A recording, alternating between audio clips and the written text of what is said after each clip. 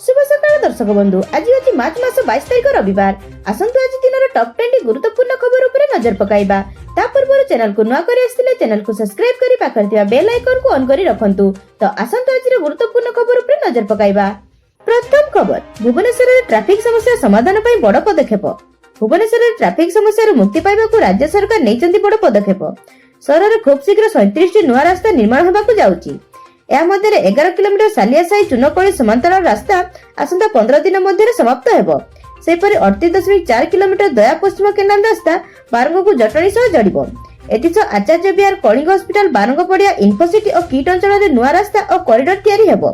खंडगिरी गंडमुंडा एजी छक रे अंडरपास और विमान बंदर पर्यंत भूतक रास्ता मध्य निर्माण हेबो। ए प्रकल्प सफल हेले भुवनेश्वर ट्रैफिक समस्या ह्रास पाइबो एवं शहर रे यातायात व्यवस्था रे बड़ परिवर्तन आसीबो। परवर्ती खबर, गिनीज वर्ल्ड रेकर्ड्स रे पखाळ। पखाळ केवल एक खाद्य नुहे, ए ओडिशार परंपरा और संस्कृतिर अभिन्न अंश। पखाळ दिवस अवसर रे मुख्यमंत्री मोहन चरण माझी कहिसंती ओडिया खाद्य को विश्व स्तर रे पहुंचाइबा हेउछि यार मूल लक्ष्य। पर्यटन विभाग पक्षर आयोजित पखाळ पर्व रे 850 किलो चाउल रे 1147 किलो पखाळ प्रस्तुत करा जाई गिनीज वर्ल्ड रेकर्ड हासिल करा जाईछि। मुख्यमंत्री कहिसंती पखाळ गरीबर खाद्य नुहे, ए महाप्रभु जगन्नाथकर मध्ये प्रिय भोग। ए जीरो वेस्ट खाद्य भाबे मध्ये परिचित। एबे पखाळ दिवस केवल ओडिशा रे नुहे, विश्वर विभिन्न स्थान रे पालन हेउछि।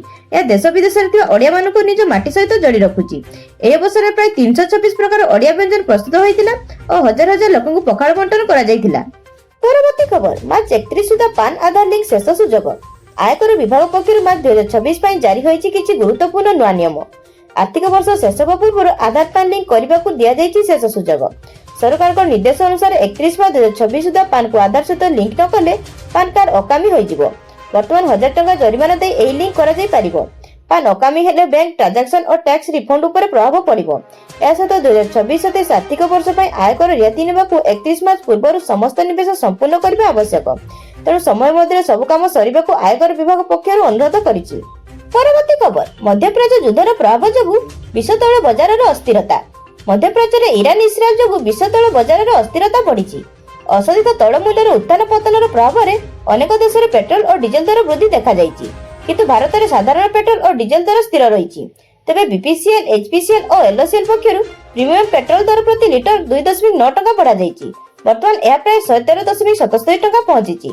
दिल्ली रे पेट्रोल 44.77 और डीजल 87.67 टका रहिछि। मुंबई रे पेट्रोल 103 टका 54 और डीजल 90 टका पैसा रहिछि। बेंगलुरु, कोलकाता और हैदराबाद रे मध्ये पेट्रोल दर 100 टका ऊपर रहिछि। एही समय अंतर्जातीय बाजार रे ब्रेंट तैल प्राय $107 और WTI $94 प्रति बैरेल रे रहिछि। तेणु आगामी दिन रे तैल दर रे आहुरी परिवर्तन हेबा संभावना रहिछि। परवर्ती खबर, कालबैशाखी प्रभाव रे राज्य रे वर्षा हेबा सह 3 दिन तापमात्रा कमिबार संभावना अछि। राज्य रे कालबैशाखी रे प्रभाव जारी रहिछि। आसंता किछि दिन गड़गड़ी सह वर्षार संभावना रहिछि बोली भुवनेश्वर पाणीपाग केन्द्र रो पूर्वानुमान करिछि। आसंता 3 दिन मध्य तापमात्रा 2 ରୁ 3 डिग्री कमी पारे, किंतु परवर्ती 4 दिन रे पुणी तापमात्रा बढ़िबार संभावना रहिछि। मार्च 27 ରୁ एप्रिल 2 पर्यंत कालबैशाखी वर्षा अधिक होबार आशा करा जाउछि, जा फल ग्रीष्म प्रकोप कम होई पारे। बालेश्वर, भद्रक, कटक, पुरी, खोर्धा सह अनेक जिल्ला रे हालुकार मध्यम वर्षा और वज्रपात होई पारे। किछि स्थान रे 50 ରୁ 60 किलोमीटर बेगर पवन सह झड़ वर्षा और कुआपथर माड़ आशंका रहिछि। परवर्ती खबर, क्रॉस वोटिंग नै बीजेडी रो कठोर पदक्षेप।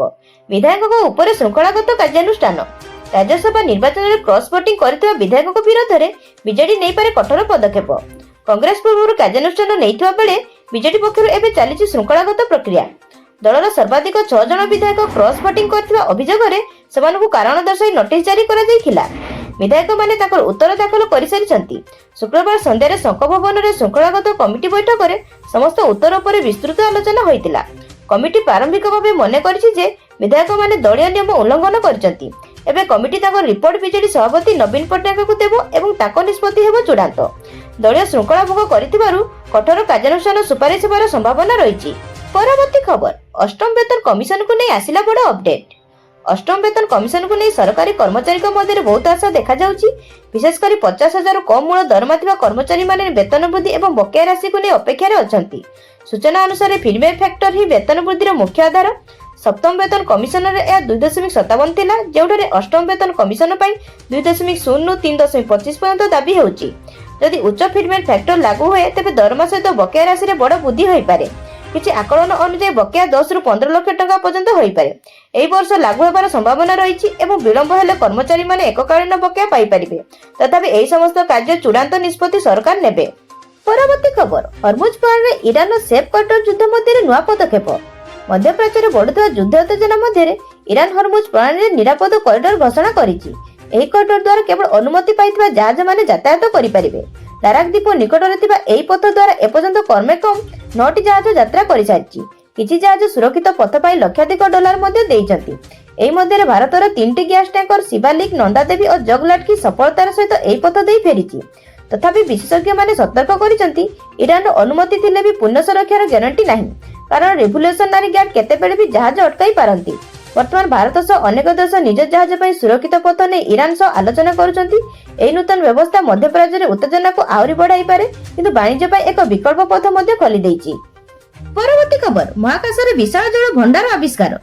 ମହାକାଶରେ ବୈଜ୍ଞାନିକମାନେ ଏକ ବିଶାଳ ଜଳ ଭଣ୍ଡାର ଆବିଷ୍କାର କରିଛନ୍ତି, ଯାହା ପୃଥିବୀଠୁ ପ୍ରାୟ 1200 କୋଟି ଆଲୋକ ବର୍ଷ ଦୂରରେ ଅବସ୍ଥିତ। ଏହି ଜଳ ବାଦଲ ଆକାଶରେ ରହିଛି ଏବଂ ପୃଥିବୀର ସମସ୍ତ ମହାସାଗର ଠାରୁ 140 ଲକ୍ଷ କୋଟି ଗୁଣ ଅଧିକ ପାଣି ରହିଛି। ଏହି ବିଶାଳ ଜଳ ବାଦଲ ଏକ କାସାର ନିକଟରେ ଅଛି, ଯାହାର କେନ୍ଦ୍ରରେ ସୂର୍ଯ୍ୟଠାରୁ 2000 କୋଟି ଗୁଣ ଭାରି ବ୍ଲାକ୍ ହୋଲ ଅଛି।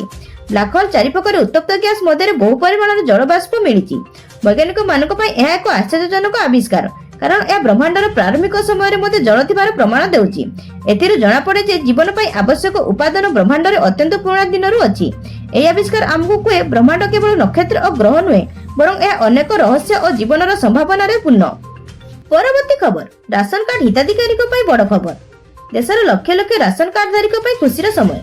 ଏପ୍ରିଲ, ମେ ଏବଂ ଜୁନ 2026 ମାସର ରାସନ ଏକାଥରରେ ବଣ୍ଟନ ହେବ। ଏହା ଦୈନନ୍ଦିନ ଆବଶ୍ୟକତା ପୂରଣରେ ସହାୟକ ହେବ। ପ୍ରତି ମାସ ଦୋକାନକୁ ଯିବା ଚାପ ହ୍ରାସ କରିବା ସହିତ ସମୟ ବଞ୍ଚାଇବ। ହିତାଧିକାରୀମାନେ ନିକଟତମ ଫେୟାର ପ୍ରାଇସ୍ ଦୋକାନକୁ ଯିବେ ଏବଂ ସରକାର ନିର୍ଦ୍ଦିଷ୍ଟ ତାରିଖ ଅନୁସାରେ ରାସନ ନେବେ। ଡିଜିଟାଲ ଏବଂ ଇପିଓଏସ୍ ସିଷ୍ଟମ ମାଧ୍ୟମରେ ବଣ୍ଟନ ସ୍ୱଚ୍ଛତା ଓ ସହଜତା ନିଶ୍ଚିତ କରିବ। ହିତାଧିକାରୀମାନେ ତାଙ୍କର ରାସନ କାର୍ଡ କିମ୍ବା ଆଧାର ସହିତ ଯାଉଥିବା ସୁନିଶ୍ଚିତ କରିବେ। ଏହି ବ୍ୟବସ୍ଥା ସମସ୍ତଙ୍କୁ ଆଶ୍ୱସ୍ତି ଦେଇ ରାସନ ପ୍ରାପ୍ତିକୁ ସହଜ କରିବ।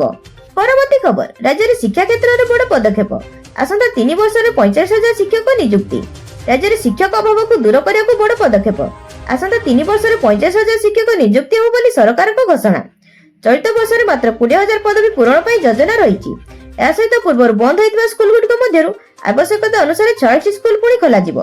2026-27 ବଜେଟରେ ଶିକ୍ଷା ବିଭାଗ ପାଇଁ ପ୍ରାୟ 25,000 କୋଟି ଟଙ୍କା ବରାଦ। ଭିତ୍ତିଭୂମି ଉନ୍ନତି, ନୂଆ କ୍ଲାସରୁମ୍, ଶୌଚାଳୟ ଓ ମରାମତି ପାଇଁ ଭାରି ରାଶି ଅନୁଦାନ। ଛାତ୍ରଛାତ୍ରୀଙ୍କ ପାଇଁ ମଧ୍ୟ ବଡ଼ ସୁବିଧା। ନବମ ଓ ଦଶମ ଶ୍ରେଣୀକୁ ମାଗଣା ବହି ଦିଆଯିବ। ମଧ୍ୟାହ୍ନ ଭୋଜନ ଖର୍ଚ୍ଚ ମଧ୍ୟ ବୃଦ୍ଧି ପାଇଛି। ଏବେ 22,000ରୁ ଅଧିକ ଶିକ୍ଷକ ନିଯୁକ୍ତି ସରିଛି। ଆଉ ନିଯୁକ୍ତି ପ୍ରକ୍ରିୟା ଜାରି ରହିଛି। ସରକାରଙ୍କ ଲକ୍ଷ୍ୟ ଗୁଣାତ୍ମକ ଶିକ୍ଷା ଓ ଶକ୍ତିଶାଳୀ ଭିତ୍ତିଭୂମି ସହିତ ଶିକ୍ଷା ବ୍ୟବସ୍ଥାକୁ ଆଗେଇ ନେବା। ପରବର୍ତ୍ତୀ ଖବର, ପୂର୍ତ୍ତ ବିଭାଗର ବଜେଟ୍ ଉପସ୍ଥାପନ 5 ବର୍ଷରେ 15,000 କିଲୋମିଟର ରାସ୍ତା ନିର୍ମାଣ ଓ ଉନ୍ନୟନ। ଗତକାଲି ପୂର୍ତ୍ତ ମନ୍ତ୍ରୀ ପୃଥ୍ୱୀରାଜ ହରିଚନ୍ଦନ ରାଜ୍ୟର ପୂର୍ତ୍ତ ବିଭାଗର ବଜେଟ୍ ଉପସ୍ଥାପନ କରିଛନ୍ତି। ଏହା ଅନୁସାରେ ଆସନ୍ତା 5 ବର୍ଷରେ 15,000 କିଲୋମିଟର ବିଶ୍ୱସ୍ତରୀୟ ରାସ୍ତା ନେଟୱାର୍କ ନିର୍ମାଣ ଓ ଉନ୍ନୟନ କରାଯିବ। ବର୍ତ୍ତମାନ ରାଜ୍ୟର ସମସ୍ତ ରାସ୍ତା ନେଟୱାର୍କ 32,901 କିଲୋମିଟର ଅଟେ, ଯେଉଁଥିରେ 4,112 କିଲୋମିଟର ରାଜପଥ, 2,626 କିଲୋମିଟର ପ୍ରମୁଖ ଜିଲ୍ଲା ରାସ୍ତା ଓ 26,163 କିଲୋମିଟର ଅନ୍ୟାନ୍ୟ ଜିଲ୍ଲା ରାସ୍ତା ଅଛି। ତା ସହିତ 5,390 କିଲୋମିଟର ଜାତୀୟ ରାଜପଥ ପୂର୍ତ୍ତ ବିଭାଗ ଦ୍ୱାରା ରକ୍ଷଣାବେକ୍ଷଣ କରାଯାଉଛି। ପୂର୍ତ୍ତ ବିଭାଗ 1,45,34,557 ବର୍ଗ ମିଟର ତୀର୍ଥ ଏରିଆରେ ଭବନମାନଙ୍କ ନିର୍ମାଣ ଓ ରକ୍ଷଣାବେକ୍ଷଣ କରୁଛି। ଏଥିରେ ମେଡିକାଲ କଲେଜ, ଜିଲ୍ଲା ମୁଖ୍ୟାଳୟ ଚିକିତ୍ସାଳୟ, ସ୍ୱାସ୍ଥ୍ୟ କେନ୍ଦ୍ର, ଓଡ଼ିଶା ଆଦର୍ଶ ବିଦ୍ୟାଳୟ, ନ୍ୟାୟାଳୟ ଭବନ, କଳା କେନ୍ଦ୍ର ଓ ତହସିଲ କାର୍ଯ୍ୟାଳୟ ସମ୍ମିଳିତ ଅଛି। ଏହି ଅବସରରେ ସାମାଜିକ ସୁରକ୍ଷା, ଶିକ୍ଷା, ଉଚ୍ଚଶିକ୍ଷା, ଭିନ୍ନକ୍ଷମ ସଶକ୍ତିକରଣ ପ୍ରତି ଗୁରୁତ୍ୱ ଦିଆଯାଇଛି। ବଜେଟ୍ ଉପସ୍ଥାପନରେ ପୂର୍ତ୍ତ ବିଭାଗ ଓ ଅନ୍ୟାନ୍ୟ ବିଭାଗମାନଙ୍କ ଦାୟିତ୍ୱ ଓ ନିର୍ମାଣ କାର୍ଯ୍ୟ ନିର୍ଦ୍ଦେଶିତ ହୋଇଛି। ପରବର୍ତ୍ତୀ ଖବର, ମହାନଦୀ ରିଭରଫ୍ରଣ୍ଟ ପ୍ରକଳ୍ପର ସମୀକ୍ଷା କଲେ ମୁଖ୍ୟମନ୍ତ୍ରୀ। ମୁଖ୍ୟମନ୍ତ୍ରୀ ମୋହନ ଚରଣ ମାଝୀ କଟକ ରିଭରଫ୍ରଣ୍ଟ ଡେଭଲପମେଣ୍ଟ ପ୍ରକଳ୍ପ ସମୀକ୍ଷା କରିଛନ୍ତି। 210 କୋଟିରେ କଟକ ମହାନଦୀ କୂଳର 424 ଏକର ଅଞ୍ଚଳକୁ ବିକଶିତ କରାଯିବ। ଗ୍ରୀନ ଟ୍ରିବ୍ୟୁନାଲର ନିର୍ଦ୍ଦେଶ ଅନୁଯାୟୀ 284 ଏକରରେ ସବୁଜ ବଳ ସୃଷ୍ଟି ଓ 142 ଏକରକୁ ପର୍ଯ୍ୟଟନ ଉପଯୋଗରେ ଅଣାଯିବ। ପ୍ରକଳ୍ପରେ ଓଡ଼ିଶା ହାଟ, heritage village, picnic area, interpretation centre, food court, lawn ବଗିଚା ଓ ନଦୀ କୂଳର ୱାଟର ବଡି ସୌନ୍ଦର୍ଯ୍ୟକରଣ ରହିଛି। ମୁଖ୍ୟମନ୍ତ୍ରୀ ଗୁଜରାଟର ସାବରମତୀ ଡିଜାଇନ ଅନୁଧ୍ୟାନ କରି ସମସ୍ତ ପ୍ରାରମ୍ଭିକ କାମ ଶୀଘ୍ର ଆରମ୍ଭ କରିବାକୁ ନିର୍ଦ୍ଦେଶ ଦେଇଛନ୍ତି। ଏହି ପ୍ରକଳ୍ପ ମହାନଦୀ କୂଳର ସୁରକ୍ଷା ସହ ପର୍ଯ୍ୟଟକଙ୍କ ପାଇଁ ଆକର୍ଷଣ କେନ୍ଦ୍ର ହେବ। ଦ୍ୱିତୀୟ ପର୍ଯ୍ୟାୟରେ ଧବଳେଶ୍ୱର ମନ୍ଦିର ସୌନ୍ଦର୍ଯ୍ୟକରଣ, ନ୍ୟାସନାଲ ୟୁନିଭର୍ସିଟି ପଟାକୁ ବିକଶିତ କରିବା ଏବଂ ମହାନଦୀରେ କ୍ରୁଜ ଚଳାଚଳ ବ୍ୟବସ୍ଥା ରଖିବା ପାଇଁ ମୁଖ୍ୟମନ୍ତ୍ରୀ ପରାମର୍ଶ ଦେଇଛନ୍ତି। ପରବର୍ତ୍ତୀ ଖବର, ଲକ୍ଷ୍ୟ ତଳକୁ ଖସି ଆସିବ ସୁନା ଦର। ବଜାରରେ ଅସ୍ଥିରତା ଥିଲେ ସୁନାର ମୂଲ୍ୟ କେବଳ ଟିକିଏ ହ୍ରାସ ପାଇପାରେ। हठात पतनर संभावना कम। सुना एक निरापद निवेश भाव दीर्घकालीन लाभ देइଥାଏ। युद्ध, मुद्रास्फीति किंवा आर्थिक अनिश्चितता वृद्धि पाइले सुना मूल्य पुणी वृद्धि पाए।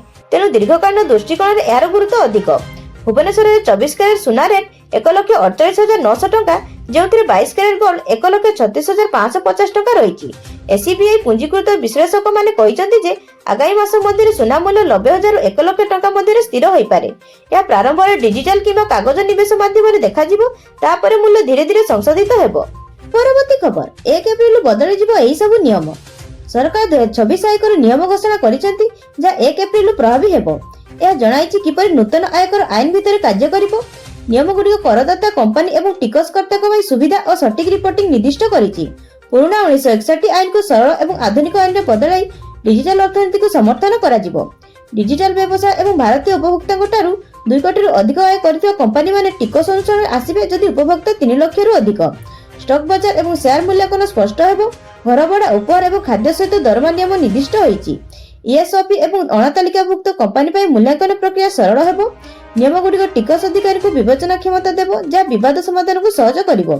विदेशी शेयर और ऑनलाइन कंपनी पर भारतीय कर लागू हेबो। संक्षेप में नूतन नियम आधुनिक, स्पष्ट एवं डिजिटल आर्थिक गतिविधि को अनुकरण करिबो एवं कर आदाय स्वच्छता आनिबो। परवर्ती खबर, आईपीएल 2026 आरंभ में भारतीय दल आयरलैंड गस्त और टी20 सीरीज प्रस्तुत। 28 मार्च आईपीएल 2026 आरंभ हेबो। प्रथम मैच रॉयल चैलेंजर्स बेंगलोर बनाम सनराइजर्स हैदराबाद मध्य खेलाजिबो। सूर्य कुमार यादव को नेतृत्व में भारतीय पुरुष दल आयरलैंड गस्त करिबो, जेउठारे 2टी मैच बेलफास्ट रे खेलाजिबो। प्रथम मैच जून 26 रे, द्वितीय मैच जून 28 रे हेबो। या पर भारतीय दल इंग्लैंड यात्रा करिबो, जेउठारे जुलाई 1 रु 5 मैच टी20 सीरीज आरंभ हेबो एवं शेष मैच 11 तारिख रे खेलाजिबो। भारत संप्रति न्यूजीलैंड को पराजय करी तृतीय टी20 विश्वकप जीतिछि। सूर्य कुमार यादव को अधिनायकत्व में भारत एही टाइटल घरोई परिवेश रे जीतिथिबा प्रथम देश होइछि। परवर्ती खबर, 10वीं श्रेणी पास करथिबा एवं आईटीआई समाप्त युवकों को दक्षिण केंद्रीय रेल पाई नियुक्ति घोषणा। दक्षिण केंद्रीय रेल हजार हजार पदवी पाई नियुक्ति घोषणा करिछि। एही सुजोग विशेष भाव 10वीं श्रेणी पास करथिबा एवं आईटीआई समाप्त करथिबा युवक मानक पाई मोट 2801 पदवी पूरण कराजिबो। आवेदन ऑनलाइन आरंभ होई सारिछि। शेष तारीख 11 एप्रिल 2026। प्रार्थी माने स्वीकृति प्राप्त बोर्ड रु 50% मार्क सहित 10वीं श्रेणी पास करथिबा और आईटीआई प्रमाण पत्र धारी हेबा आवश्यक। वयस सीमा 15 रु 24 वर्ष। परीक्षा नथिबा योग्यता आधार रे मेरिट तालिका प्रस्तुत हेबो। परवर्ती खबर, खूब शीघ्र होई पारे सकाळिया स्कूल। विद्यालय और गणशिक्षा मंत्री सूचना दैछन्ती।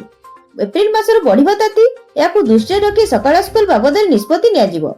विद्यालय और गणशिक्षा विभाग बैठक में विपर्यय परिचालन विभाग अधिकारी मध्य जोग देबे। सकाळिया स्कूल केबे आरंभ हेबो से बाबद निष्पत्ति एही बैठक में हेबो। एही सूचना दैछन्ती विद्यालय और गणशिक्षा मंत्री नित्यानंद गंड। राज्य में तापमात्रा वृद्धि पाइछि। किछि जिल्ला रे ताती 40 डिग्री पार करि पारे। 14 तारिख रे पश्चिम ओडिशा शेयर तापमात्रा 40 डिग्री छुईबा पूर्वानुमान। भुवनेश्वर रे केंद्र पाणीपाग अनुसार कालिठारु तापमात्रा 2 ରୁ 3 डिग्री वृद्धि पाइबो।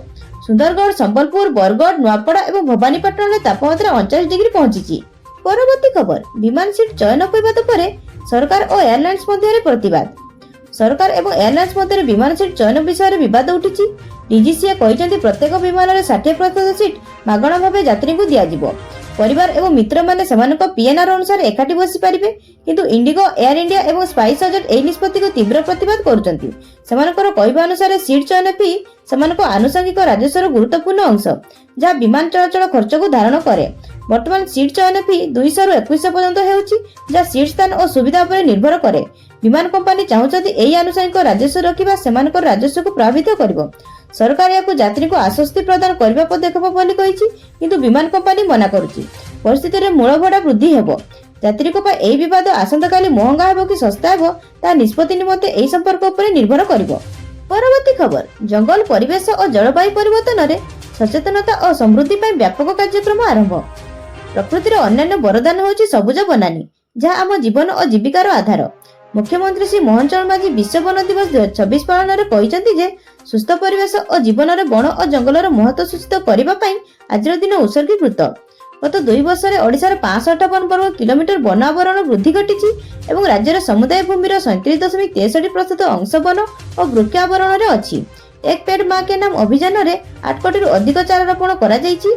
मुख्यमंत्री कहते जे परिवेश और शिल्पान्वय समन्वय रखा आवश्यक, जहाँ अर्थनैतिक और परिवेश उभय उपकारी। विश्व वन दिवस 2026 विषय जंगल और अर्थनीति। ମୁଖ୍ୟମନ୍ତ୍ରୀ ଜଙ୍ଗଲକୁ ନୁହେଁ କେବଳ ପରିବେଶ ପାଇଁ ବରଂ ରାଜ୍ୟ ଓ ଦେଶର ବିକାଶ ପାଇଁ ମଧ୍ୟ ଗୁରୁତ୍ୱପୂର୍ଣ୍ଣ ଉଲ୍ଲେଖ କରିଛନ୍ତି। ସମସ୍ତଙ୍କ ସହଯୋଗ ଦ୍ୱାରା ଓଡ଼ିଶା ବନ ସୁରକ୍ଷା, ସବୁଜ ବଳୟ ସୃଷ୍ଟି ଓ ମନୁଷ୍ୟ ବନ୍ୟଜନ୍ତୁ ସଂଘର୍ଷ ରୋକିବାରେ ଅଗ୍ରଣୀ ରହିଛି।